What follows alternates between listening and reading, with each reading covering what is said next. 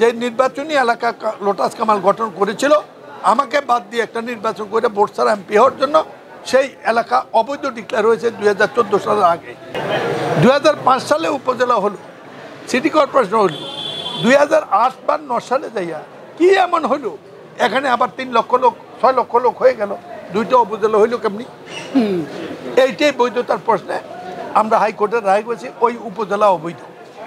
এখন এই নির্বাচনী এলাকা করা হয়েছিল লালমাইনে উপজেলা অবৈধ রায় আছে, রায় লুকিয়ে রেখে উপজেলা লুকিয়ে রেখে আজ পর্যন্ত প্রশাসন কাজ করছে।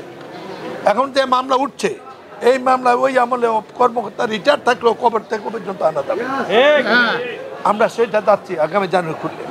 কিন্তু এর মধ্যে নির্বাচন কমিশন হয়েছে, নির্বাচন কমিশনের কাছে আমরা প্রস্তাব দিয়েছি, কাগজ দিয়েছি, যুক্তি দিয়েছি, ইতিহাস দিয়েছি, আইন দিয়েছি এবং এইটাও হাইকোর্টের রায় আছে যে নির্বাচনী এলাকা লোটাস কামাল গঠন করেছিল আমাকে বাদ দিয়ে একটা নির্বাচন করে ভোট ছাড়া এমপি হওয়ার জন্য সেই এলাকা অবৈধ ডিক্লেয়ার হয়েছে 2014 সালের আগে।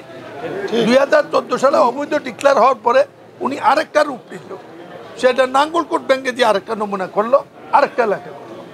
এই অবৈধ নির্বাচনী এলাকা স্থগিত রেখে একজন চিফ জাস্টিসকে শুনছি প্রভাবিত করে, ক্ষমতার জোরে প্রভাবিত করে পরবর্তী পর্যায়ে গত 2টা নির্বাচন চালিয়ে যায় ওইটা স্থগিত রেখে। আজকে হাইকোর্টে আমরা যাচ্ছি, হাইকোর্টে জানুয়ারিতে যাব। ওই নির্বাচনী স্টে অর্ডার যদি উঠে যায় তাহলে অবৈধ হয়ে গেল।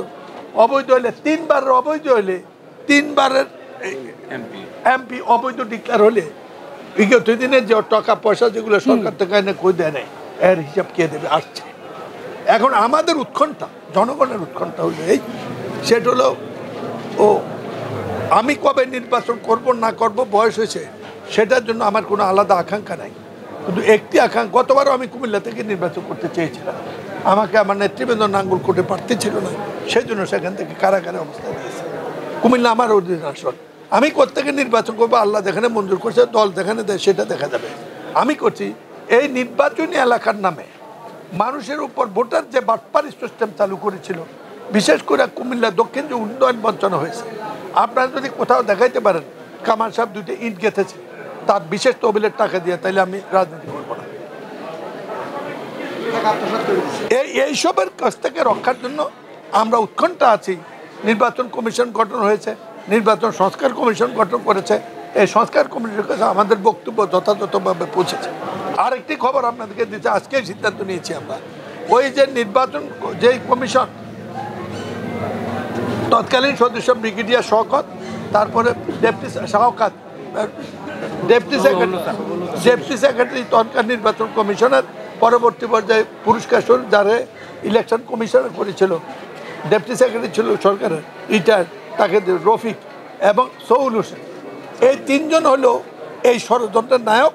বিএনপির 1908 সালের নির্বাচনে 2008 সালের নির্বাচনে প্রথমে 30টা সিট খাইলো, আমারটা 1 নম্বর, তারপরে খাইলো হলো 80টা সারা দেশব্যাপী, গত নির্বাচনে 130টা। এই যে অবৈধভাবে নির্বাচন প্রক্রিয়া করে কাজ করেছে, এই নির্বাচনী এলাকাগুলো অবৈধ ডিক্লেয়ার হওয়ার সাথে সাথে টাকা যেটা খরচ করছে এটা অবৈধ হবে। এই সমস্ত ব্যাপার নিয়ে আমি যেমন সিদ্ধান্ত নিয়েছি নির্বাচন কমিশন ওই 3 জনের নামে যারা প্রথম শুরু করছে তাদের নামে মামলা হবে, ব্রিগেডিয়ার শওকত সাহেব, সৌল হোসেন এবং কমিশন রফিকুল ইসলাম।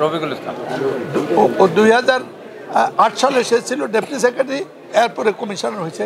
ওই ডেপুটি সেক্রেটারি রফিক এই কর্মের কোথা এদেরকে এইভাবে ধরা যায়। এই আজকে স্মারকলিপি দিতে আসছি, আমরা ডিসি সাহেবের কাছেও স্মারকলিপি দিচ্ছি, সেটা হলো মূলত আমাদের উপজেলা নিয়ে, উপজেলা ভাঙা, সেটার পক্ষে আমাদের উপজেলা অবৈধ সেই রাও আমাদের কাছে আছে। এটা ডিসি সাহেবকে দিচ্ছি, উনি যেন প্রতিবেদন পাঠায় মন্ত্রণালয়ে, ওনাকেও দিচ্ছি উনি যাতে প্রতিবেদন পাঠায় ওখানে। এবং আমরা এই বক্তব্যটা আমাদের একটা প্রতিনিধি দল মাননীয় ইলেকশন কমিশনবৃন্দের সাথে এই বক্তব্যটা আমরা আনুষ্ঠানিকভাবে ওনাকে দেব। তা না হলে আমরা জানুয়ারি মাসে ঢাকা মুখে লং মার্চ করবো।